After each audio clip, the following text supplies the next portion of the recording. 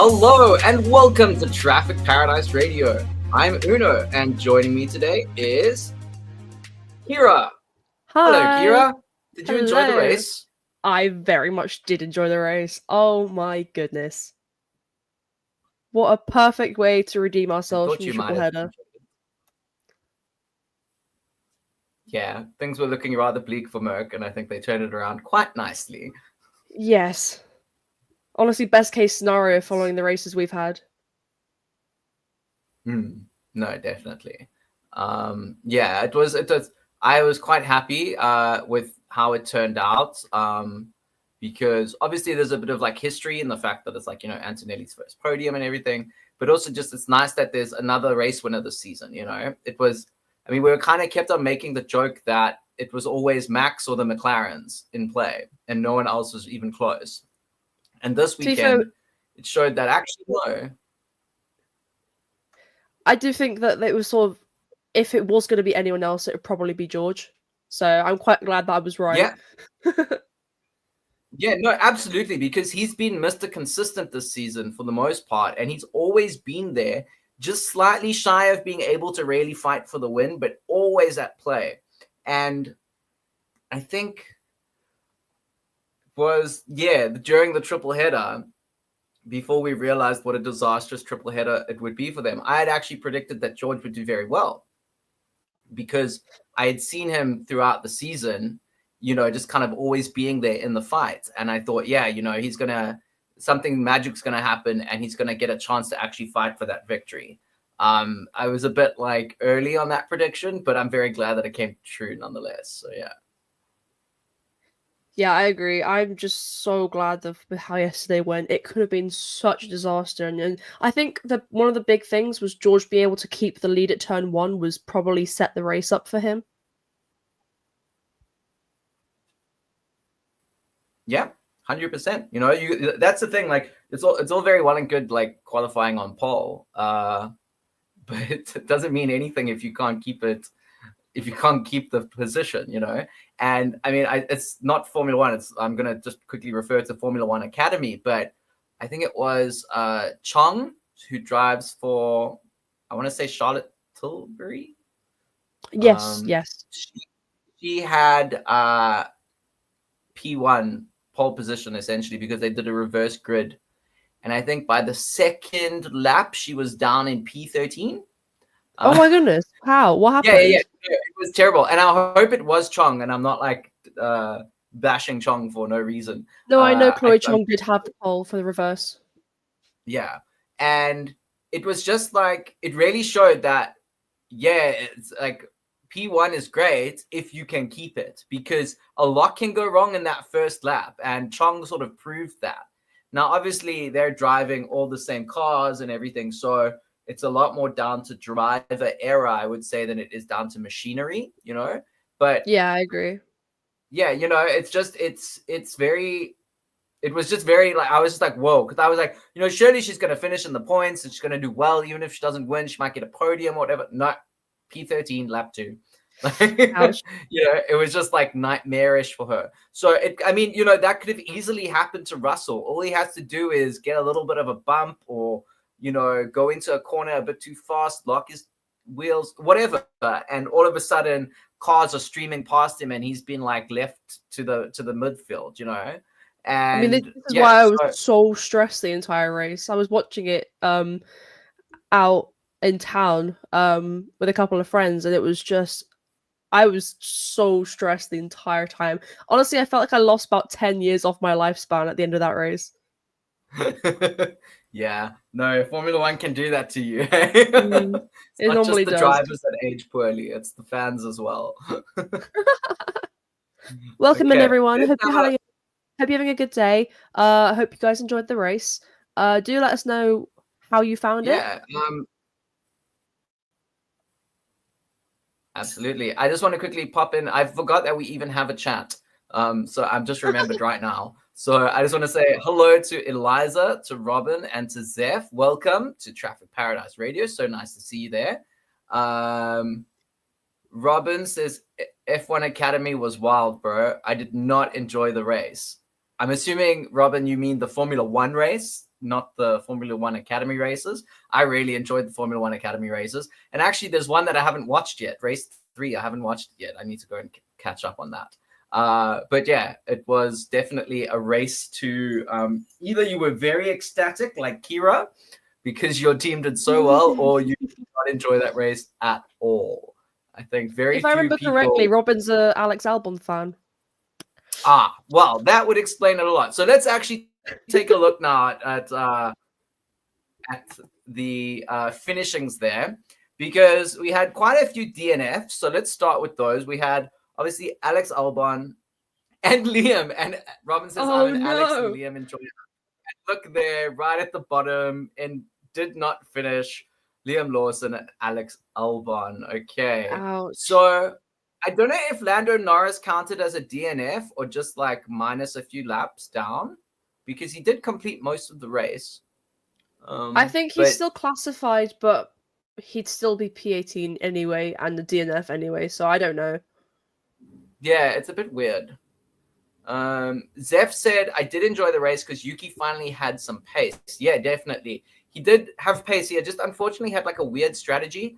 And I do feel like if they had sort of 5 laps in either direction in terms of tire changes, would have resulted in like 2 or 3 more places ahead. So it is what it is, but at least they tried something interesting. And as Zeph said, like they definitely had pace. People without pace were Lance Stroll, Isaac Hadjar. I don't know what happened there. P16 started in P9. That was a bit of a fall from grace. And then also Pierre Gasly, Gabriel Bortoleto, and Franco Colapinto, sort of in that bottom 13 to not finished, not classified section. Anything you want to say about those drivers, Kira? I saw that there was quite a lot of action between Gasly and like I think it might be Bortoleto. I don't know, a few of them were like fighting the entire time. I mean, those 5 were bunched up for at least half the race. Sometimes they just cut them and they'd just all be like within a second of each other, and it was like, guys, this is not helping. Yeah, I did notice there was sort of like everyone from like, I want to say like Fernando Alonso maybe back, maybe not Nico, I don't know, but there was sort of this like train of just cars that were all relatively close to each other, all relatively like matched for pace. It was very interesting to see because it did make for some interesting overtakes, and just, there was a lot at stake. It was nice. Yeah, and then obviously from P12, we've got Yuki Tsunoda and Ollie Behrman just missing out on points. I thought they did quite well. I'm trying to remember, where did Ollie qualify? Ollie qualified like P13. It was his best quali in a while. P13, okay. So, yeah, maybe with a bit, like, as I said, like a strategy that was like a few...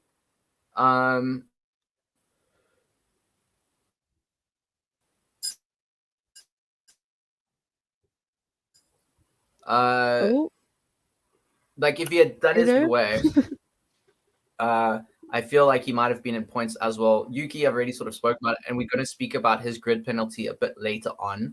But the top 10, Kira, do you want to read through those for us? Okay, so from 10th to 1st, we have Carlos Sainz, Esteban Ocon, Nico Hülkenberg, Fernando Alonso, Lewis Hamilton, Charles Leclerc, Oscar Piastri, Kimi Antonelli with his first ever podium, Max Verstappen, and George Russell. Oh my goodness. Okay, so don't say too much about George because you're gonna get a chance just now to talk about him. Okay, so that's how the top 10 looked. I think the sort of notable people I see there is obviously Fernando Alonso in P7. He went for most of the season without any points, and over the last couple of races, he's really sort of gotten everything together. Obviously, Kimi Antonelli in P3 is very noticeable, as well as George in P1. And Nico Hülkenberg in P8, I thought is quite Quite nice for him again to pick up some points. Very good. I think Nico got a bit lucky because I think we kind of expect them this season to be in the fight. I think Nico got a bit lucky because he just avoided being lapped before the safety car. So it meant he was able to sort of just stick with the front runners and have that kind of nice gap behind him where he wasn't at risk of being caught. Obviously, yes, it finished on the safety car, but in the case that it hadn't, he was safe anyway.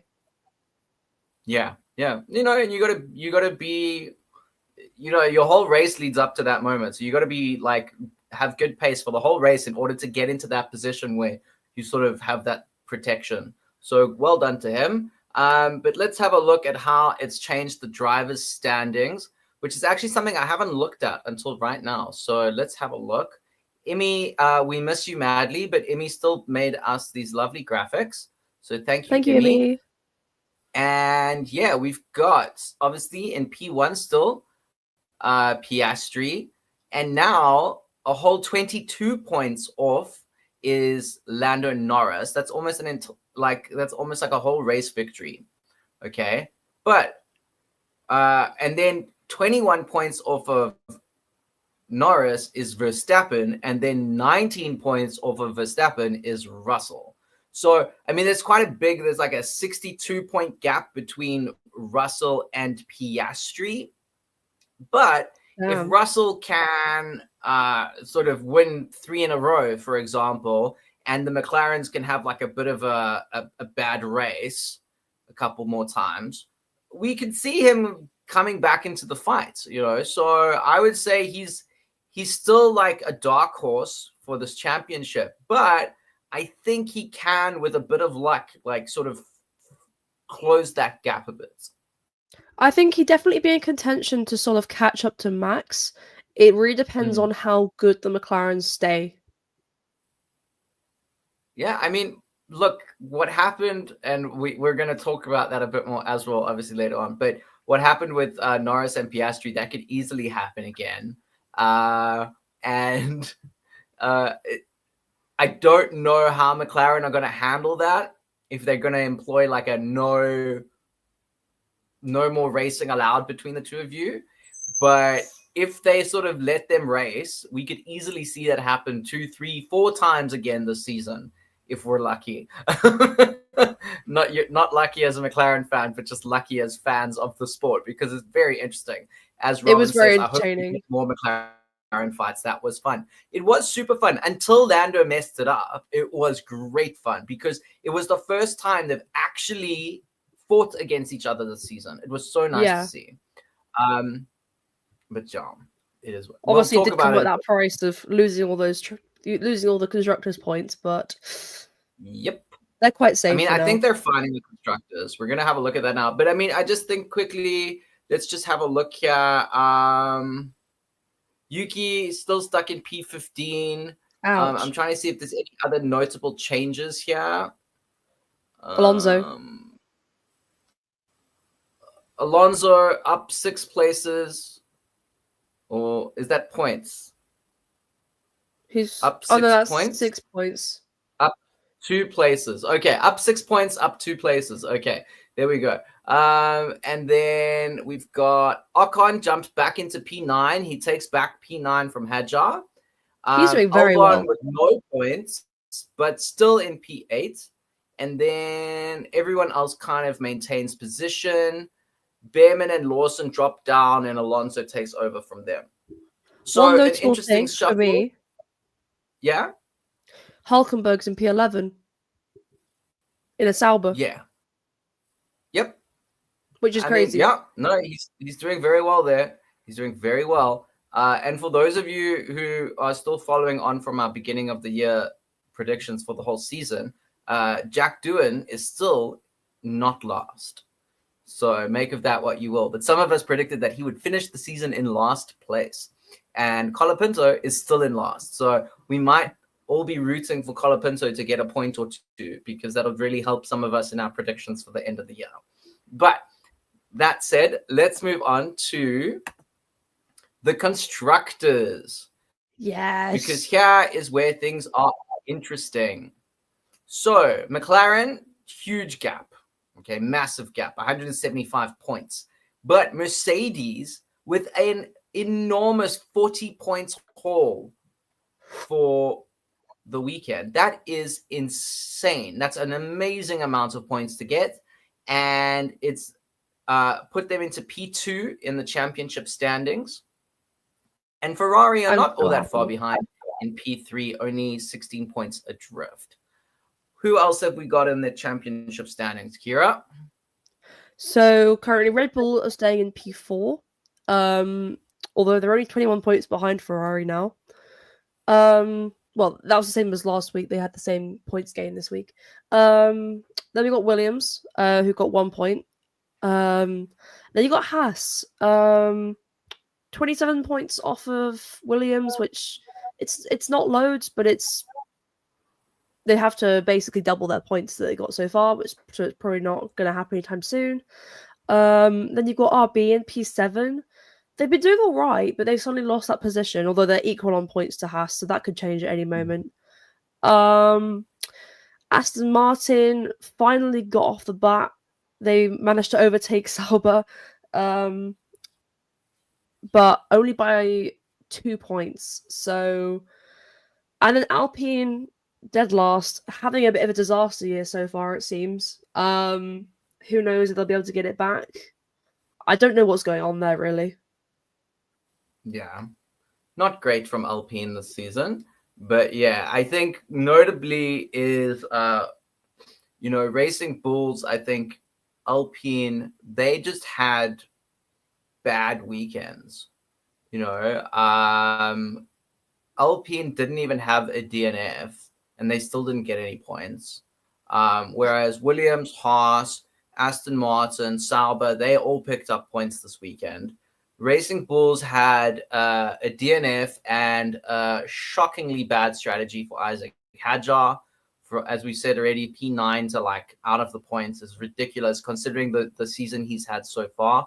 So yeah, I think the big losers of the week are definitely Racing Bulls and Alpine, because yeah, they just sort of big losses on there for them. And it is to a certain extent, sorry? I was just going to say that it's interesting that only 2 teams didn't get any points this week. Yeah.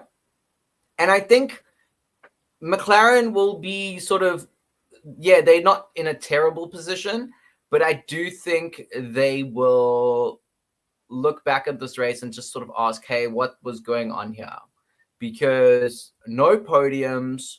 They only picked up 12 points because one of their cars drove into the other one and DNF'd itself. Not a great weekend for McLaren. I would argue their worst of the season so far. I think I agree. I mean, it's the first time it's the first race this season where there hasn't been a McLaren on the podium. Yeah, that's huge. So, and when we go over our predictions recap a little bit later on, you'll see how much that affects us in our own oh my goodness championship standings for the Traffic Paradise Radio prediction championships points thing. I forget even what the name is because we haven't said it for so long. But on that note, let's move over to our Paradise and Purgatory candidates of the week. So this is where we select 2 candidates. Well, in this case, 2, one for each of us, that we're sending down to Purgatory because we don't think they did such a good job, and 2 candidates who we are sending up to Paradise because we thought they were brilliant. So Kira, starting with you, who is your Purgatory candidate of the week? So I found it really hard to choose one because I felt that most drivers did pretty well this week. But that kind of left me with picking Lance Stroll just because of that penalty incident with Gasly. I believe he caused Gasly a little bit of damage, and yeah, I just think it was basically the only thing I could choose. So yeah, I picked Stroll. That 10 seconds kind of ruined his race a bit.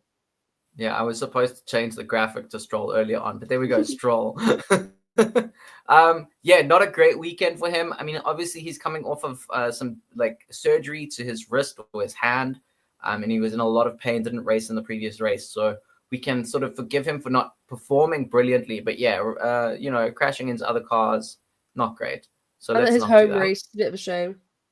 Yeah, very sad for him to have such a showing in Canada of all places. But yeah, I think a deserved purgatory nomination for him. Robin says that Williams needs to go to purgatory, the whole team. Damn. Sainz got a point. Yeah, Sainz did get a point. But yeah, not great from Williams. But I do feel like maybe the team we're going to see a bit later on might be responsible for, in part, for Williams' poor showing, because their engine did not do great. But we will forgive them. Yeah, and if you're there watching, please in the comments who you think should be going to purgatory this week. But my candidate for purgatory is Lando Norris. So we've already spoken about this. Yeah, he messed up his own race. There was space on the other side of Oscar he could have challenged on. He still had a few more laps to get that pass on Oscar. It wasn't like it was the last lap and it was all or nothing. The championship fight was over at the end. No, he had time. He didn't play it strategically. He rushed into it. He made a silly mistake, and he almost took out Oscar as well, which would have been devastating for both drivers in terms of their drivers' championship bid, because Max Verstappen would have been able to really eat into their points lead by a large margin. So, yeah, I feel like Lando, bro, like, I'm rooting for you. I just got to be honest here. Like, I want Lando to win this championship.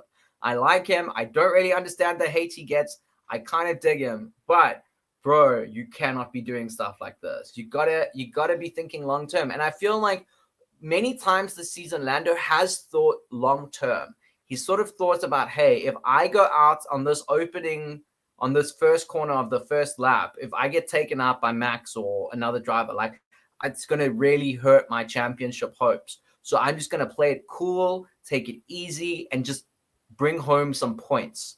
And that is, I think, what you need to do sometimes. You can't always win, but you need to be maximizing the points that you can potentially take home. And, you know, Oscar would have gotten only 2 more points than him if he hadn't gotten the pass done. You know, it's not a huge margin. It's not like Oscar was winning and Lando was going to be second, because that would have been 8 points, you know. So I do feel like the amount of points Oscar was going to like increase his lead over Lando was kind of not insignificant, but barely significant. Okay. So yeah, I just think he didn't play it right. I don't know. What do you think, Kira? I think it was definitely a very, very silly move on his part. I think all that for the sake of 2 points was definitely not worth it. I will say at least he was honest that it was his fault. Otherwise that could have caused a lot of conflict, I think, with McLaren, especially when they're trying to like sort of mitigate this in the future. He was just very honest on the radio about how it's his fault and stuff, which is good. It also will have put to bed any issues with the fans fighting over who was at fault there. But yeah, it was just a silly move. He did not need to be doing all that, and I just think there was not much to gain and so much to lose. So yeah. I think probably just not worth it. That's absolutely so much to lose, not much to gain. Yeah. And so instead of just losing out 2 points to Oscar, he lost out 12 points, you know? And now in the championship standings, like, I'm not going back to that slide, but he's like, what was it, 22 points adrift now? Whereas it would have been like 12 or 14, you know, it's no 10, I think, you know, so it matters. It matters a lot. So yeah, let's, quickly in the comments, Robin is just explaining the Williams needs to go to purgatory, says, I'm more about strategy and Alex's engine cover. Oh yeah, the engine cover was a weird moment. That was odd, yeah. Yeah, Alex was pissed at them during the race and the power unit issue that made him DNF. Yeah, power unit,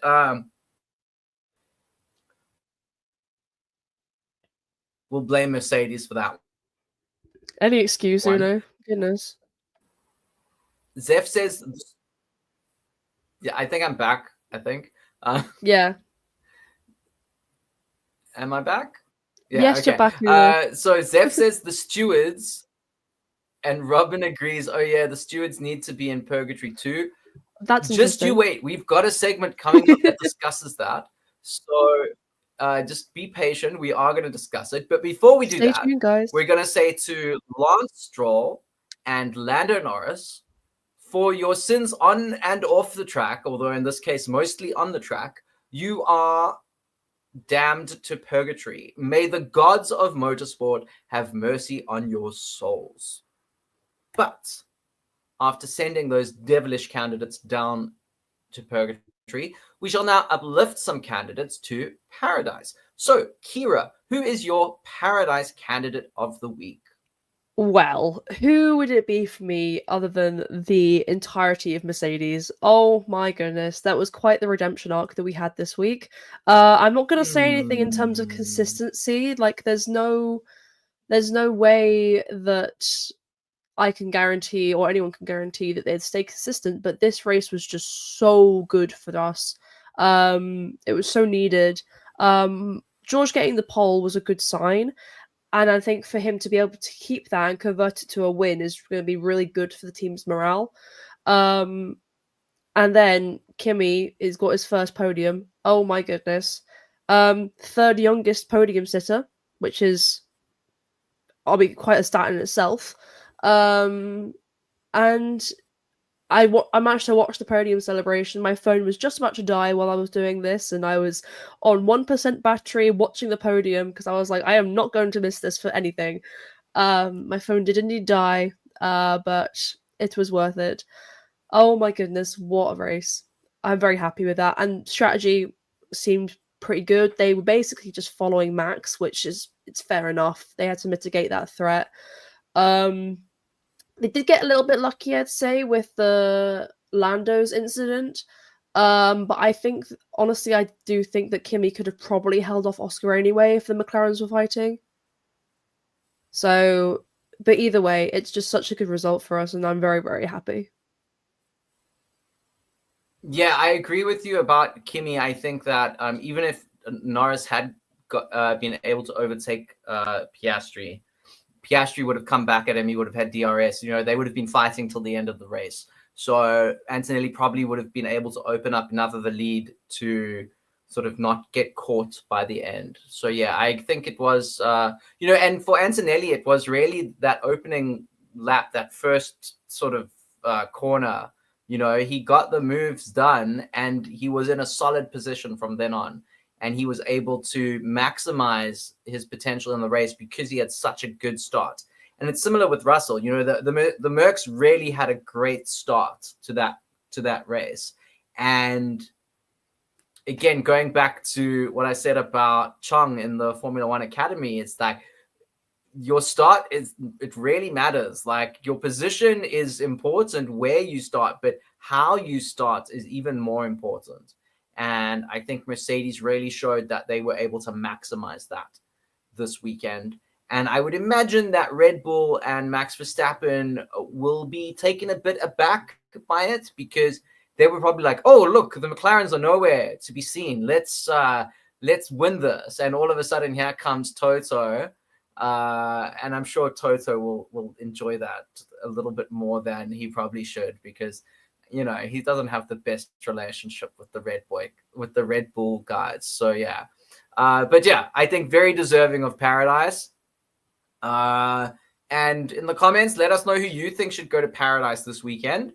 But my choice for paradise is Esti Besti because he was able to finish in the points.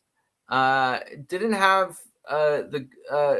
He was on a different strategy, and the fact that he was able to bring it home for points on Haas's 200th Grand Prix, I thought was very special for them. It was very nice for them to be able to get those points. And although it's not quite on home ground, it is at least home in terms of the correct continent for Haas. So it's like a little bit, it's like not a home race, but like a neighbor race, you know? So we'll give it to them. And yeah, I just thought that Esti did very well this race. Yeah, the strategy was a bit of like you just got to stick to it and make the most of it. And the thing is, like, Yuki was on the same strategy, and Yuki wasn't able to get into points, but Esti Besti was. So was Carlos, for that matter. But yeah, I was just very happy for Ocon, and I'm very happy that he was able to get points. I think he's often overlooked as, some people don't really rate him. I think he's great, and I just think he's a lovely person as well. So I'm very happy that he was able to get points. And Kira, anything you want to add? I just think it's really special when multiple strategies can actually work in a race. It's really nice that not everyone is doing the same thing the entire race, and it's just like dependent on who's gonna mess up their pit stop. No, it's really nice to see like Esteban was quite a special case in that he went from P14 to P9 just by trying something a bit more creative, and it actually paid off. Yeah. It's it was a great strategy call from Haas, and I just think, as you say, it's nice when teams, especially midfield teams, can sort of go a different way than the top teams and still finish in the points. It just shows that there is still more that teams can do in terms of strategy. And one wonders, like, if one of the guys in the top sort of 4 teams, excluding Yuki, obviously, because he had the grid penalty, which we will discuss. But, one of the guys from McLaren or Ferrari, if they had gone for like more of a one-stopper, what could have happened for them? Was there more points available to them with a different strategy? It would have been interesting to see if they had risked it, because at the end of the day, like, they didn't really come home with much. They would have finished in the top 8 anyway, so you might as well just risk it and see what happens. So yeah, I was just glad that teams like Haas did take that risk, and it paid off for them, and it paid off for Esti. So well done, Esti Besti. With that said, Mercedes, the whole team, except perhaps for the people who supplied Alex's engine, and Esteban Ocon, for pleasing the gods of motorsport, you are granted entrance in paradise. Ascend. But whoa, let's talk about those stewards. I don't know if I actually what. No, I'm just loving the graphic. Did I not show you this graphic earlier? You did, but I still like it. Okay. Okay, so as you can see, we're gonna get a bit. I'm just gonna be honest. I'm a Yuki fan, okay? As am I. And I'm not angry at the decision that the stewards took when it comes to Yuki, and I'm gonna get into that why. But I'm angry at all the decisions that happened afterwards, okay? Because let's have a look at what Yuki did and why I believe the stewards were right for giving him a penalty, okay? To a certain extent. So, Yuki essentially overtook Piastri during a red flag. Okay, Yuki was approaching Piastri, and he saw that Piastri was traveling slowly with obvious damage, and he said he was worried that he might be struck by debris, and so he decided to overtake. Telemetry showed that Oscar was traveling at 86 Ks and Yuki was traveling at 171 Ks. Yuki wasn't speeding by any means, but the stewards felt that Oscar was not traveling slow enough for Yuki to warrant overtaking him, essentially. So, and they felt like Yuki could have just followed at a safe distance and everything would have been fine. And so they said that there was no justifiable reason for Yuki to have overtaken Oscar. And so they gave him a grid penalty, 10 position grid penalty, and 2 penalty points against him. Now, you might think that's harsh, okay? But a similar thing happened last season, and the stewards were actually, they were lenient, but they did say that in future they would not be. So let's have a look there. At the Azerbaijan Grand Prix on September 15th, 2024, Max Verstappen and Pierre Gasly were both called to the stewards. And this is what happened. The steward said, the drivers overtook other cars after the checkered flag, but while a VSC, virtual safety car, was still being displayed. Following the crash at turn 2, the driver was reminded that while passing after the checkered flag is not unusual, it is prohibited in the case of yellows, safety car or virtual safety car procedures. While the drivers were aware of where the incident was, they could not have known if emergency equipment or marshals were being dispatched onto the track, and so have to proceed with caution. The stewards are aware that this has happened earlier this season and was not noticed at the time. We are therefore warning the driver concerned, along with all other competitors. Further breaches may incur significant penalties, and the decision given was a warning. Now you might ask, Uno, that's not the same as what happened to Yuki. Well, there is some difference. This was virtual safety car and Yuki was red flag. But essentially, the idea behind those two things is exactly the same. There is something dangerous on track. You need to be careful. And because there's something dangerous on track, there might be marshals and indeed equipment needed to recover the vehicle or the debris on track. And so you need to proceed with caution. And driving erratically, overtaking, speeding, etc., under those conditions can be very dangerous. So do not do it. Now, this was September last year. The stewards did say it had happened earlier in the year and no one had taken note of it. No one had been reprimanded for it. So they weren't going to be unfair to Pierre and Max, but they were going to give a warning to them and the other drivers that in future, this type of behavior would in fact be punished. And that is why I believe it's fair that Yuki got the punishment. I don't think he should have got the penalty points on his license. And I think perhaps like his penalty should have been maybe 5 places, not 10. But I can understand why they penalized him, because essentially it's the same idea. And all the drivers were warned last season that this kind of driving was not acceptable in these conditions. So what's the problem?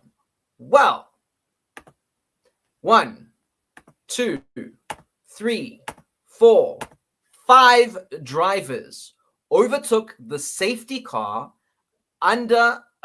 overtook other cars after the checkered flag under the safety car, okay? Not virtual safety car, the actual safety car. This is exactly the thing that the stewards were talking about last season. And Carlos Sainz, Charles Leclerc, Esteban Ocon, Oscar Piastri, and Kimi Antonelli were all at fault here. They all overtook after the checkered flag under the safety car. What punishment were they given? Warning. Exactly the same warning that was given last year.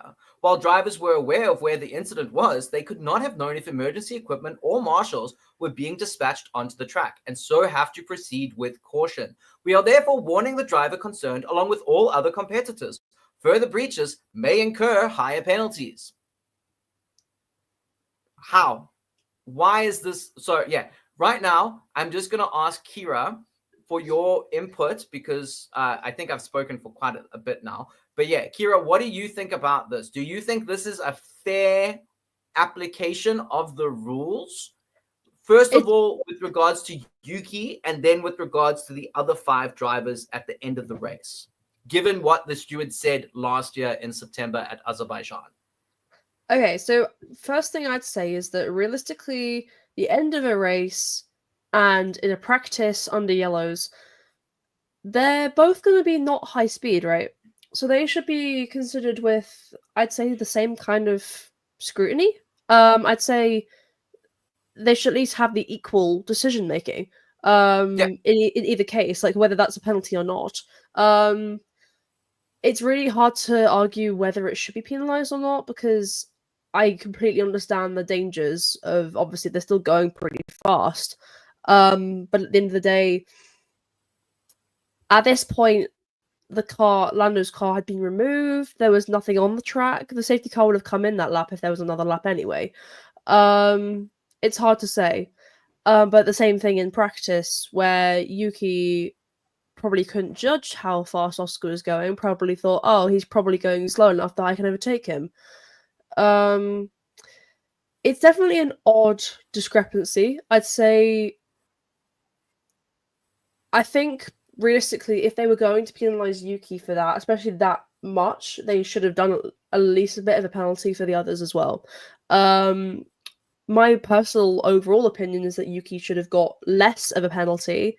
As you said, 5 places with no penalty points. If the other drivers at the end of this race were to get nothing, or the drivers at the end of this race either got some kind of time penalty, or they got a 3 or 5 place grid drop for the next race. Either would have been fine, I think. But it is very odd the decision they've made, and I personally think it's a bit weird that they've only picked to penalise Yuki. I guess it's a different session, but it definitely, I think they're going to have to sort of iron out their consistency a little, because it's a very odd way to go about sending out penalties. Yeah, and so for me, it's already frustrating that throughout a season there will be inconsistencies with rulings given by the stewards. From one race to another, like sometimes the penalties are so different and the judgments made by the stewards are so different, the rulings, sorry. But to have that sort of inconsistency on the same race weekend from Saturday to Sunday, for me, is just bizarre. These are the same people.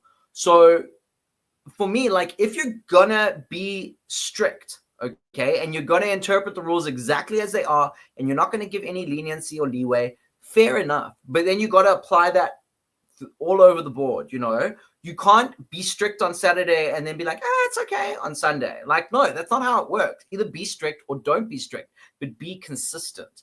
And I just want to sort of discuss what would have happened had those drivers been given, I would argue, like a 10-second penalty would be the equivalent punishment. Okay, maybe not the equivalent to a 10-place drop, but given that there was under safety car conditions, 10 seconds could be like 10 places in a way.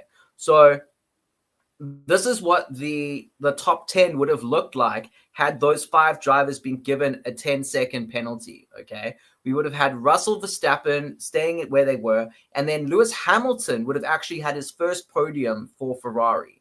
Alonso would have been P4, Antonelli only in P5, Piastri P6, Leclerc P7, Hulkenberg P8 would have remained where he was at the end of the race.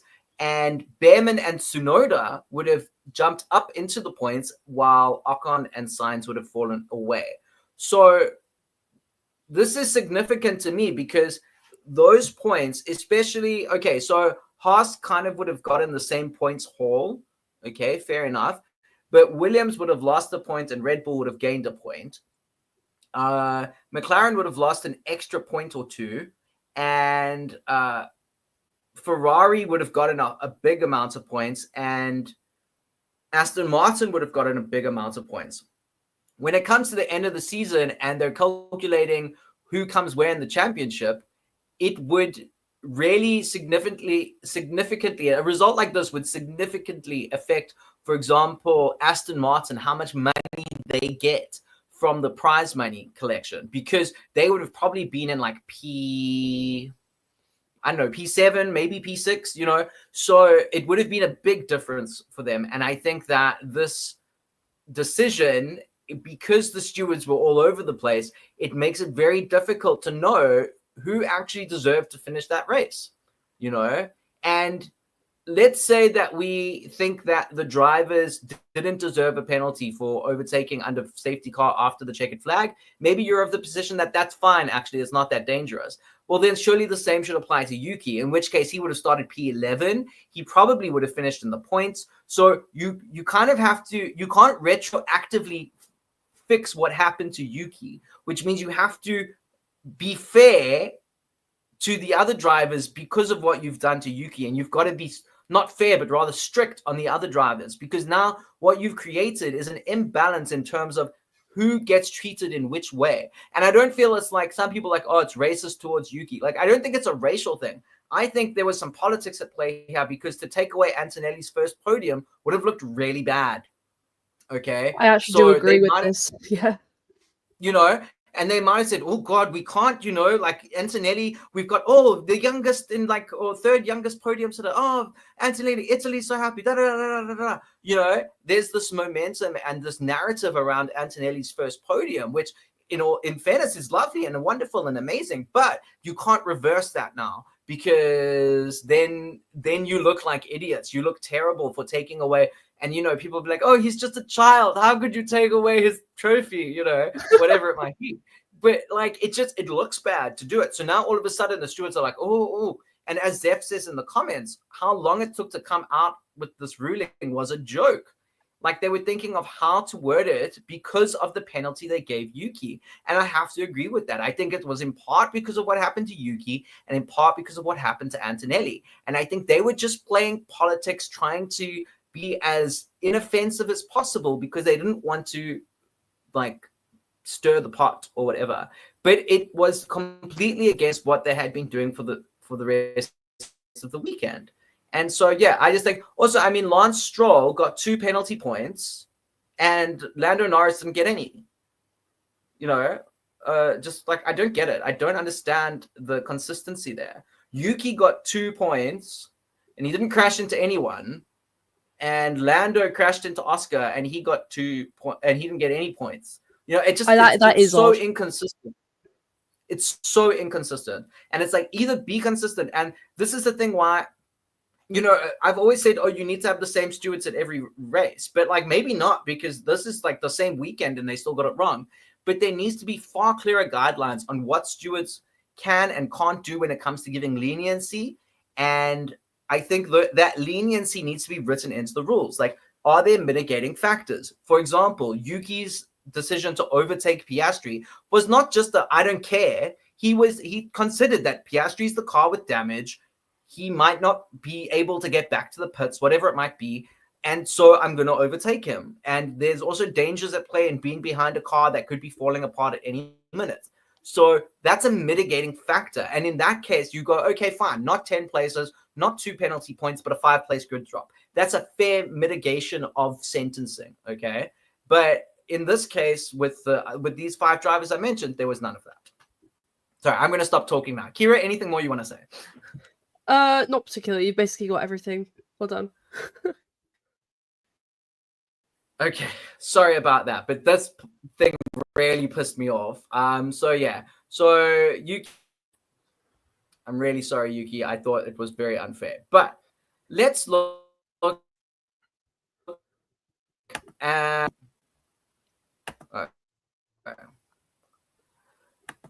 stage. No, what's happening? Okay, Zeph says, while we're still waiting, sorry, I've just done the wrong thing. There we go. Okay, Zeph says, in my opinion, the stewards and their decisions often make the sport look stupid when compared to other sports. Politics should not be a factor in decisions based on the rules. Have to agree with you, Zeph. I agree as well. You. Yeah.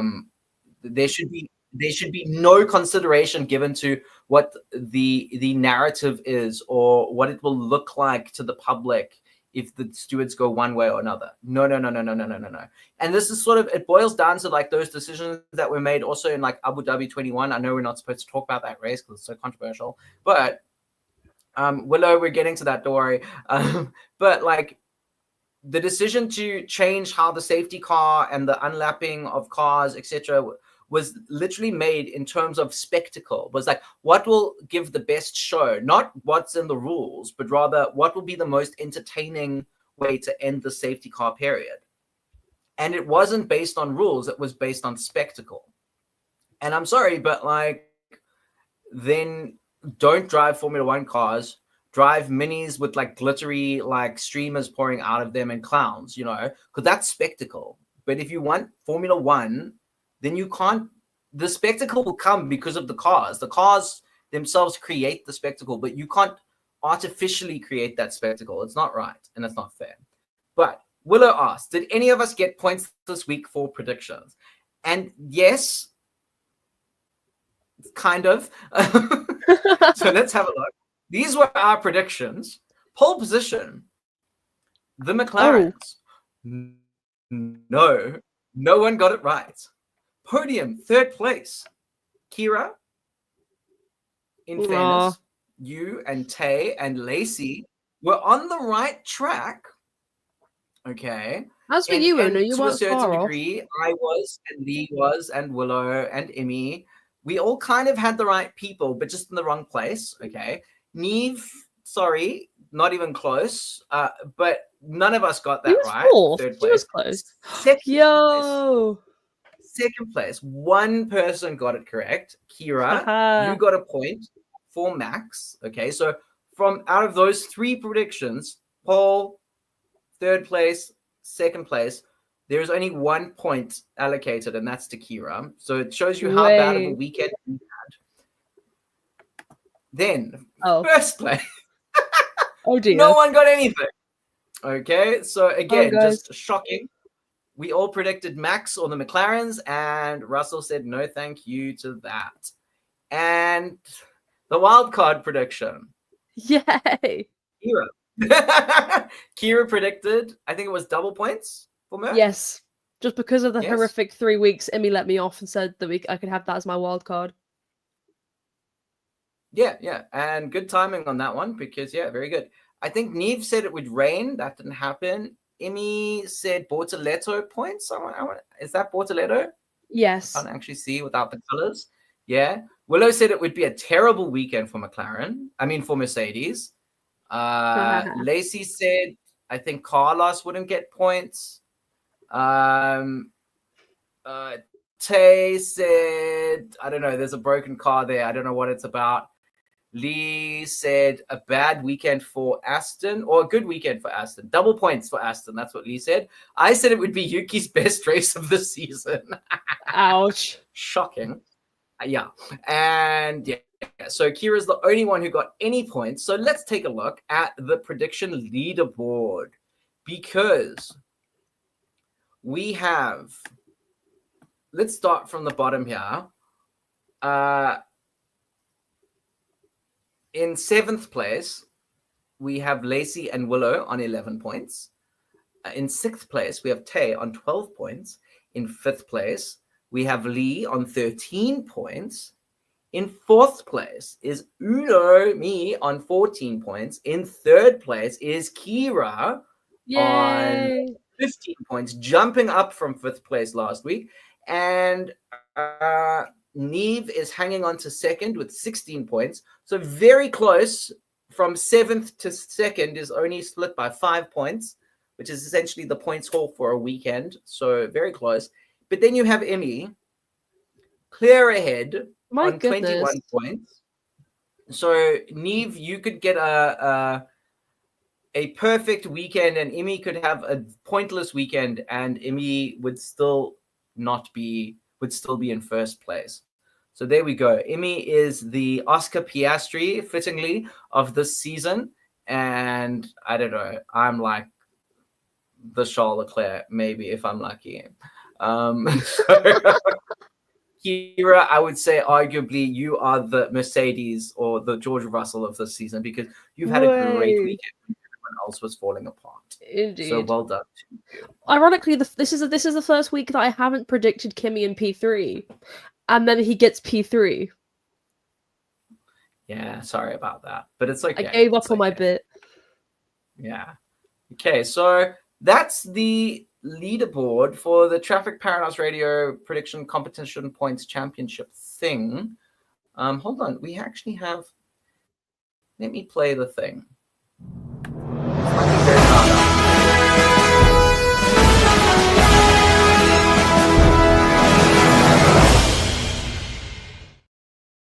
That was extremely loud. Was it loud? Oh, I'm so sorry. I have no way of controlling the volume. Sorry, I did apologize beforehand, but I have no way of controlling the volume on that. I need to re-edit that. Okay, so that was the 2nd annual Traffic Paradise Radio Prediction Competition Points Championship thing. But that is all from us from the 2025 Canadian Grand Prix reaction episode. Kira, is there anything else you want to add before we say goodbye? Not from me, no. Okay. From anyone else? Anybody want to say anything else about how you guys found the race? We've seen mixed opinions. Yeah. I think, for everyone other than Mercedes, it would have been probably a weekend to forget. But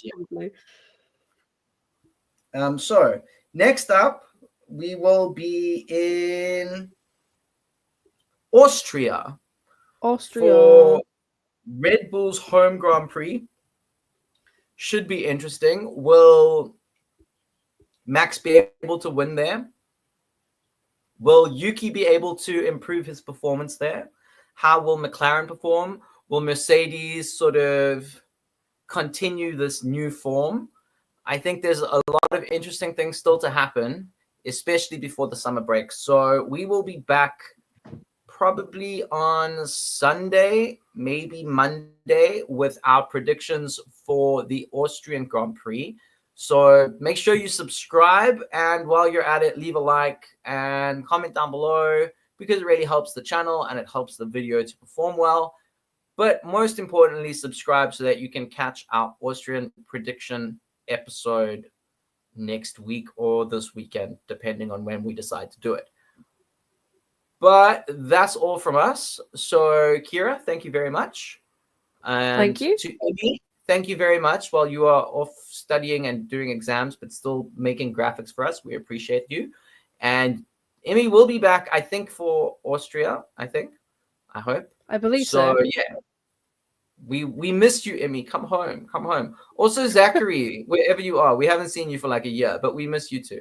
But yeah. And that's all from us at Traffic Paradise Radio. It looks like the road out of Canada is finally clear, so we're off to Austria, and we shall see you there. From all of us at Traffic Paradise Radio, bye-bye. Bye-bye.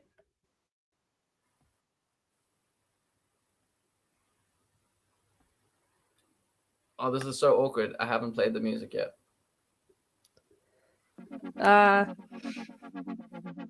There we go. Bye.